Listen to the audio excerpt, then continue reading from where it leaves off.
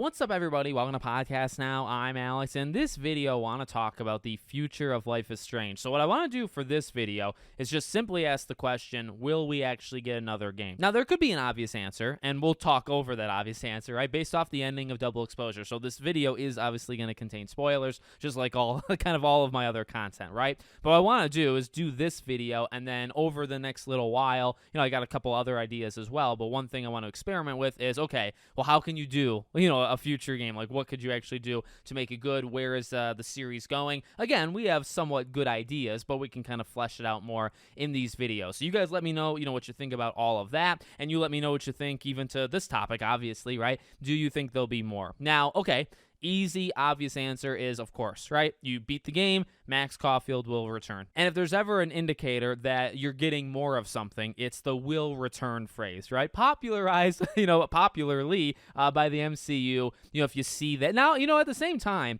what tends to happen with these things, actually with the more modern MCU, is it's not always a guarantee. I mean, it's pretty darn likely, right? And also, I guess, it depends on, how long, right? You could say, well, this character is going to return. Well, you're talking they're going to return in the next thing or 4 things down the line. Now, that's what happens when you have 15 projects every 2-3 years, right? When it comes to Life is Strange, you're not cranking these games out 2 a year, right? They come out one. Actually, True Colors to this game, it's been 3 years. It's been over 3 years, actually. So, they don't come out often. And when you see something like Max Caulfield will return, you expect, okay, the next game is going to have her. Now, we'll talk about that a little bit more in separate videos, right? Because main character versus not, and what could they actually do with that game?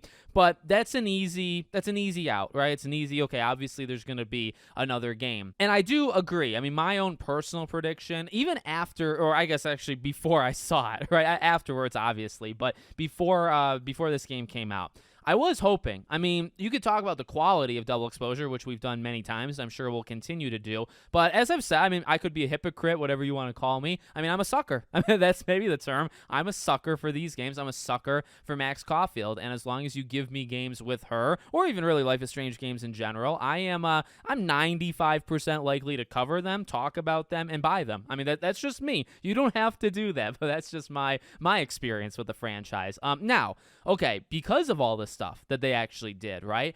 Is it possible that they don't actually make another game? Oh, and by the way, before I get too far into that thought, this is will they make it, not should they. Want to make that, because I've done these kind of videos before, and specifically for a game like this or any game that is heavily, divisive, and, obviously there's a lot of different opinions on this game. I know I'm going to probably be hit by a lot of comments that say, well, there shouldn't be a next game. That could be true. You have every right to say that, and you probably are in the majority of opinion that there shouldn't be more games, with Max, with Deck 9 or with Square Enix or whatever you want to say. But this video is, will it happen, not should it happen? Those are two different questions, probably with two different answers if we're being honest, right? So will it happen? Okay, well, in my opinion, I do believe it's going to happen. And, I talked about this actually in the live stream with Player One versus the World. And, I asked him, he's got some inside sources, I imagine. But I also wanted to pitch the idea of well, is there anything that could stop it, right? Okay, let's assume it's happening. Well, is there anything that could stop it from happening, right? The sales or just the mixed response. You look at the response to Double Exposure, and, you can look critically. You can look at Steam. I looked at the Steam reviews. They're hovering around a 70. They're not terrible. I think they're the worst of the franchise. Now, different games came out in different eras, and this game in terms of the player count on Steam is not actually bad at all compared to the other games. I think it actually beat True Colors, but there are different eras of Steam, and more people are playing Steam now, and just there's a lot of different factors. I think if Life is Strange 2 came out nowadays, it might be hits, and it's hard to read user reviews for sure, right? To put too much stock in them, but you have those around the 70. You look at Metacritic, I mean, the journalist score is around that 72, 73, and then also the user score on Metacritic is just getting destroyed, right? It's in the 3s. Now, I don't actually think the game is a 3. I think it's a way of voicing opinions, which I can understand that, but I don't actually think it's a 3, but it is a 3, on Metacritic. So okay, well, enough beating around the bush. Does any of that stuff actually stop, a future game from happening? I would still imagine no. And, we've heard this. I think we've all kind of assumed this, right? When it comes to Deck 9, when it comes to Life is Strange, and now I brought up this point in the live stream, Square Enix has gotten rid of almost all, if not all, of their Western games except for Life is Strange. Remember when they sold off Tomb Raider and others, right? When they did that, maybe 3, 4, 5 years ago?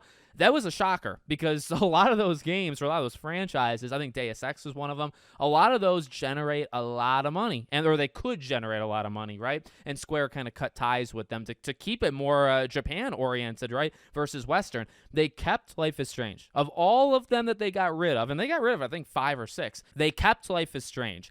And I think they kept Life is Strange. I think we can actually kind of all assume why they kept Life is Strange, right? It's the budget. It's the way that these games are not the most expensive in the world. They tend to go for people that you've never heard of in terms of actors. Now, obviously, Hannah Telle being returning one, but, they don't have to pay too much there. They don't have to pay too much, really, with anything. These actually are games that are good examples of being able to be cranked out in 3 years. I just said that with True Colors to this. It's possible they made Double Exposure 3 to 4 years. It could have started a little bit before True Colors, but still, they have a pretty quick turnaround time compared to these games that take 5, 6, 7 years. These games take 3, right? So short time, smaller teams, less money, and because of all of those things, right, the budget is just smaller, and they don't have to do all that well to make a lot of money. Now, no game has blown the roof off of anything except for Life is Strange 1, right? It was kind of like a gift and a curse. They got all of this recognition, they got all this money, they said, shoot, now we have to keep one-upping ourselves